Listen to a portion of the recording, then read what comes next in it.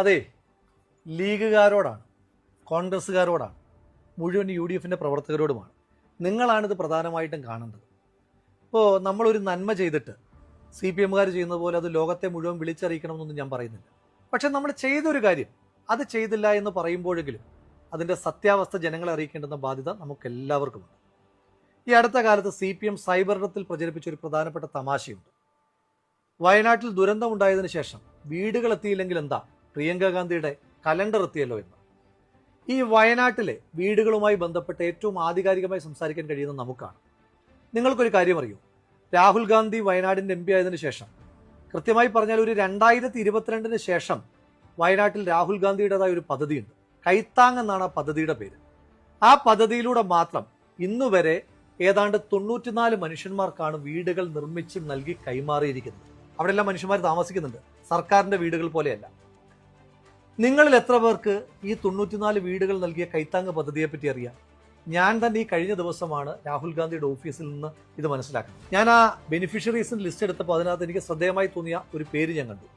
Shri AK ബാലൻ മന്ത്രിയായിരിക്കുമ്പോൾ അദ്ദേഹം വയനാട്ടിലെത്തിയിട്ട് ഇന്ത്യക്ക് ആകെ അഭിമാനമായ വയനാട്ടിൽ നിന്നൊരു കായിക താരത്തോട് പറഞ്ഞു, നിനക്ക് ഞാൻ വീട് വെച്ച് നൽകാമെന്ന്. AK ബാലൻ അതങ്ങ് മറന്നുപോയി, പൊടി തട്ടി അങ്ങ് പോയി. പക്ഷേ രാഹുൽ ഗാന്ധി ഇതറിഞ്ഞിട്ട് അദ്ദേഹം വാക്കുമാറിയില്ല, വീട് വെച്ച് നൽകി. അതടക്കം വയനാട്ടിൽ കാട്ടാനാക്രമത്തിൽ കൊല്ലപ്പെട്ട ഒരു സാധു മനുഷ്യന്റെ കുടുംബത്തിന് വീട് വെച്ച് കൊടുത്തതടക്കമാണ് ഈ 94 വീടുകൾ. ഇനി ഈ ദുരന്തത്തിന് ശേഷമുള്ള കാര്യങ്ങൾ മാത്രം പറയാം. ശ്രീമതി പ്രിയങ്ക ഗാന്ധി എന്ത് ചെയ്തു എന്നാണല്ലോ ചോദിക്കുന്നത്. മുണ്ടക്കൈ ചൂരൽമല പ്രദേശത്ത് ചെറിയ ചെറിയ കച്ചവടങ്ങളുമായി ജീവിച്ചിരുന്ന ഒരുപാട് മനുഷ്യന്മാരുണ്ട്. അവരെ ഈ സർക്കാർ മൈൻഡ് ചെയ്തിട്ടേ ഇല്ല. അങ്ങനെയുള്ള 40 മനുഷ്യന്മാരെ ലിസ്റ്റ് ചെയ്ത് അവർക്ക് ഓരോരുത്തർക്കും 5 ലക്ഷം രൂപ വീതം ശ്രീമതി പ്രിയങ്ക ഗാന്ധി കൊടുത്തു.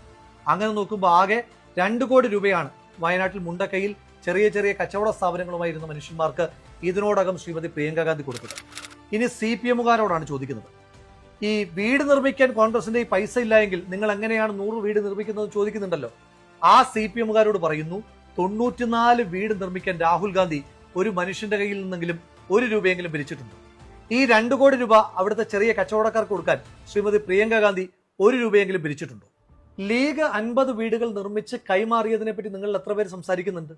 ആ വീടുകളെന്ന് പറയുന്നത് സംസ്ഥാന സർക്കാർ നിർമ്മിച്ചു കൊടുത്തതുപോലെ ഇലക്ട്രിക് പണി, പ്ലംബിംഗ് പണിയൊക്കെ ബാക്കിയുള്ള വീടുകളല്ല, നിർമ്മാണം പൂർത്തീകരിച്ച ആളുകൾക്ക് കൈമാറി കഴിഞ്ഞു. നമ്മുടെ KPCC പ്രസിഡന്റ് കഴിഞ്ഞ ദിവസം കോൺഗ്രസിന്റെ കണക്ക് പുറത്തുവിട്ടതിന് ശേഷം ഹാലിളകിയ CPMകാർ പ്രചരിപ്പിക്കുന്ന പുതിയൊരു ക്യാപ്സ്യൂളുണ്ട്. VS ജോയ് വെറും 3 പേരിൽ നിന്ന് പിരിച്ചത് 55 ലക്ഷം രൂപയാണ്. അങ്ങനെയാണെങ്കിൽ കേരളത്തിലെ കോൺഗ്രസ്സുകാരാകെ എത്ര രൂപ പിരിച്ചു കാണും? ആ ക്യാപ്സ്യൂൾ നിങ്ങൾക്കും ആപ്ലിക്കബിൾ ആണല്ലോ. അങ്ങനെയാണെങ്കിൽ ഞാൻ തിരിച്ചൊരു ചോദ്യം ചോദിക്കട്ടെ. നമ്മുടെ DYFIക്കാരുടെ 20 കോടിയെ പറ്റിയിട്ടാണ്. DYFIയുടെ പയ്യന്നൂർ ബ്ലോക്ക് കമ്മിറ്റി പിരിച്ചത് 33,18,907. DYFI മാടായി ബ്ലോക്ക് കമ്മിറ്റി പിരിച്ചത് 28,525,000. തലശ്ശേരി ബ്ലോക്ക് കമ്മിറ്റി പിരിച്ചത് 46,18,568. DYFI ഒഞ്ചിയം ബ്ലോക്ക് കമ്മിറ്റി പിരിച്ചത് 20,02,265. DYFIയുടെ തളിപ്പറമ്പ് ബ്ലോക്ക് കമ്മിറ്റി പിരിച്ചത് 23,50,000. DYFI നീലേശ്വരം ബ്ലോക്ക് കമ്മിറ്റി പിരിച്ചത് 30,300,000. അപ്പോൾ ഈ 6 കൂടെ കൂട്ടുമ്പോൾ 6 ബ്ലോക്ക് കമ്മിറ്റികൾ മാത്രം പിരിച്ച പണം കൂട്ടുമ്പോൾ ഏതാണ്ട് 1,80,90,565 രൂപ. അതായത് ശരാശരി എടുക്കുമ്പോൾ ഒരു ബ്ലോക്ക് കമ്മിറ്റി ഏതാണ്ട് 30,15,094 രൂപ വെച്ച് പിരിക്കണം. നമ്മുടെ DYFIക്ക് കേരളത്തിൽ 220 ബ്ലോക്ക് കമ്മിറ്റികളാണുള്ളത്. അങ്ങനെ വെച്ച് നോക്കുമ്പോൾ കേരളത്തിലാകെ DYFIക്കാർ പിരിച്ചത് 63,33,20,716 രൂപ.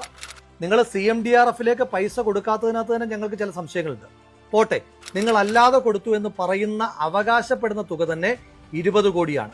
ഇനി DYFIക്കാരും പറയൂ, നിങ്ങൾ പിരിച്ച 66 കോടിയിൽ 20 കോടി മാത്രം കൊടുക്കുമ്പോൾ ബാക്കി 46 കോടി രൂപ ആരുടെ അന്നനാളത്തിലാണ് നിങ്ങൾ നിക്ഷേപിച്ചിരിക്കുന്നതെന്ന് നിങ്ങൾ പറയണം. തുറന്നു പറഞ്ഞാൽ DYFIയുടെ കണക്ക് അടിമുടി ദുരൂഹമാണ്. നിങ്ങൾ ആകെ 20 കോടി രൂപ മാത്രമാണ് പിരിച്ചതെന്ന് പറഞ്ഞാൽ ഞാൻ വിശ്വസിക്കില്ല. എങ്കിലും പോട്ടെ, നിങ്ങൾ 20 കോടി എങ്ങനെ പിരിച്ചു എന്നാണ് പറഞ്ഞത്? നിങ്ങളുടെ നേതാക്കന്മാർ പറഞ്ഞത് ഞങ്ങൾ ആരിൽ നിന്നും 1 രൂപ പോലും കൈപ്പറ്റിയിട്ടില്ല, എല്ലാം ആക്രി പെറുക്കിയും മറ്റുമാണ് ഞങ്ങൾ പൈസ കണ്ടെത്തിയെന്നാണ്. അങ്ങനെ ആകുമ്പോഴൊരു ചെറിയ പ്രശ്നമുണ്ടല്ലോ. കേരളത്തിൽ പഴയ ഇരുമ്പിന് ആകെ 31 രൂപയെ കിട്ടും. പഴയ പത്രമാണെങ്കിൽ 21 രൂപ, പഴയ പ്ലാസ്റ്റിക് ആണെങ്കിൽ പിന്നെയും വിലക്കുറവാണ്, ആകെ 12 രൂപയെ കിട്ടും. അങ്ങനെയാണെങ്കിൽ നിങ്ങൾക്ക് 20 കോടി രൂപ വേണമെങ്കിൽ എത്ര ടൺ കണക്കിന് പേപ്പറും പ്ലാസ്റ്റിക്കും ഇരുമ്പും ഒക്കെ കൊടുക്കേണ്ടി വരും? അങ്ങനെയാണെങ്കിൽ ആ സമയത്ത് കേരളത്തിലെ റോഡുകളിലെല്ലാം ഡിവൈഎഫ്ഐക്കാരുടെ ആക്രി ലോറികൾ മാത്രം കൊണ്ട് നിറഞ്ഞന്. അങ്ങനെ ഒരു കാലം നമുക്ക് ഓർമ്മയില്ല. എങ്കിലും പോട്ടെ, നിങ്ങൾ അത്രയും രൂപ സമാഹരിച്ചു എന്ന് ഇരിക്കട്ടെ. നിങ്ങളോട് ഈ കണക്കുകൾ ചോദിച്ച ആളുകൾ ഉത്തരം മുട്ടിക്കുന്നുണ്ടല്ലോ, ആ ആളുകളെ ഉത്തരം മുട്ടിക്കാനായിട്ടുള്ള ഒരു എളുപ്പമാർഗ്ഗം ഞാൻ പറഞ്ഞുതരാം. ഈ നിങ്ങൾ ആക്രി വിറ്റ പൈസയാണെന്നല്ലേ പറഞ്ഞത്? അങ്ങനെയാണെങ്കിൽ ഈ ആക്രിക്ക്, പ്രത്യേകിച്ച് ഇരുമ്പാണ് എങ്കിൽ GST ആയിട്ട് കടക്കാർ കൊടുക്കേണ്ടത് 18%.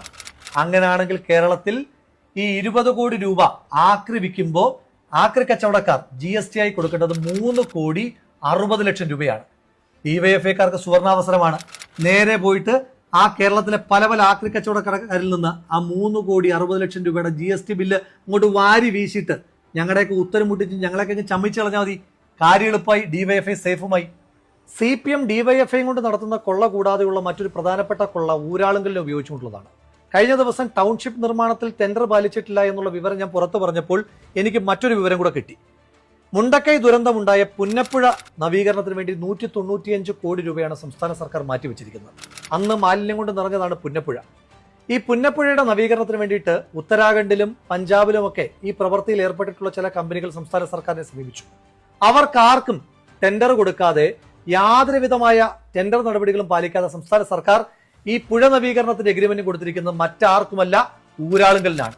ഇതിനോടകം തന്നെ 50 കോടി രൂപ ഊരാളുങ്കലിന് സംസ്ഥാന സർക്കാർ കൈമാറുകയും ചെയ്തു. മനുഷ്യമാംസം വരെ അടിഞ്ഞ ആ പുഴയിൽ നിന്ന്, ആ മാംസത്തിൽ നിന്ന് പോലും പൈസ കൈയിട്ട് വാരുവാൻ വേണ്ടി ഊരാളുങ്കലിൽ ഉപയോഗിക്കുന്ന സംസ്ഥാന സർക്കാർ, സത്യത്തിൽ അത് ഊരാളുങ്കലല്ല, പൈസ ഊരാനുള്ള സംസ്ഥാന സർക്കാരിന്റെ അങ്കിളാണ് ഊരാളുങ്കൽ എന്ന് ജനം തിരിച്ചറിയുകയാണ്. കുടുക്ക പൊട്ടിച്ച പണം മുതൽ ഓരോ ചില്ലിക്കാശും CMDRFിലേക്ക് മാത്രം നിക്ഷേപിക്കാനാണ് ആദ്യം മുതൽക്കേ സംസ്ഥാന സർക്കാർ പറയുന്നത്. അതുതന്നെയാണ് CPM ഏറ്റുപറഞ്ഞത്. പിന്നെയും എന്തുകൊണ്ടാണ് CPMന്റെ യുവജന സംഘടനയായ ഡിവൈഎഫ്ഐ മാത്രം CMDRFിൽ പൈസ നിക്ഷേപിക്കാതെ മറ്റൊരു അക്കൗണ്ടിലാണ് പണം ഇട്ടതെന്ന് പറയുന്നത്? എന്തുകൊണ്ടാണ് ഡിവൈഎഫ്ഐക്ക് മാത്രം ഊരാളുങ്കലുമായി സെപ്പറേറ്റ് എഗ്രിമെന്റ് ഉള്ളത്? ഊരാളുങ്കലും CPMന്റേത്, ഡിവൈഎഫ്ഐയും CPMന്റേത്. 20 കോടി തന്നെ കൊടുത്ത കർണാടക സർക്കാരിനോട് CMDRFിലേക്ക് തന്നെ പണമിടാനാണ് പറഞ്ഞിരിക്കുന്നത്. അപ്പൊ ഇതിനകത്ത് അടിമുടി ദുരൂഹതയില്ല. ശവം തിന്നാൻ വരുന്ന കഴുകനേക്കാൾ ക്രൂര മനസ്സുമായി ഒരു പുഴയിലാകെ ഒഴുകി നടന്ന മനുഷ്യമാംസങ്ങളെ മറയാക്കി നിങ്ങൾ കൊയ്തുണ്ടാക്കിയ ആ കോടിക്കണക്കിന് രൂപയ്ക്ക് ഈ നാട് മറുപടി പറയിക്കും തീർച്ച. നിങ്ങൾ CPMന്റെ നേതാക്കന്മാർ ഉണ്ണുന്ന ഓരോ വറ്റ് ചോറിലും ആ സാധു മനുഷ്യന്മാരുടെ മാംസത്തിന്റെ ഗന്ധമുണ്ടായിരിക്കുമെന്നുള്ള ഓർമ്മ നിങ്ങൾക്ക് എല്ലാ കാലത്തും ഉണ്ടാകണം. ഈ 9-ന് ഈ കണക്ക് നാട് പറയിക്കുക തന്നെ ചെയ്യും. ഒരപകടമുണ്ടാകുമ്പോൾ ആശുപത്രിയിൽ കൊണ്ടുപോകുന്നതിന് പകരം അവയവം അടിച്ചു മാറ്റാമെന്ന മാനസികാവസ്ഥയിൽ നിന്ന് CPMന്റെ നേതാക്കന്മാർ മാറേണ്ടുന്ന കാലം കഴിഞ്ഞിരിക്കുന്നു. പറക്കമുറ്റാത്ത പിഞ്ചു കുഞ്ഞുങ്ങളുടേതടക്കം എത്ര മൃതശരീരങ്ങളാണ് മാംസകഷ്ണങ്ങളായി ചാലിയാർ പുഴയിലൂടെ ഒഴുകി നടന്നത്. ആ മാംസകഷ്ണങ്ങൾക്കാണ് ശവംതീനികളായ CPMന്റെ നേതാക്കന്മാർ വില പറഞ്ഞിരിക്കുന്നത്. CPMന്റെ ശവംതീനികളായ നേതാക്കന്മാരോട് ഓർമ്മപ്പെടുത്തുന്നു, ചാലിയാർ പുഴയാണ് സത്യം, ആ പുഴയിലൂടെ ഒഴുകിയ മനുഷ്യരാണ് സത്യം. ഈ നാട് നിങ്ങൾക്ക് മാപ്പ് തരില്ല ഒരു കാലത്തും. ജനങ്ങൾ ജനവിധിയിലൂടെ അത് തെളിയിക്കുക തന്നെ ചെയ്യും.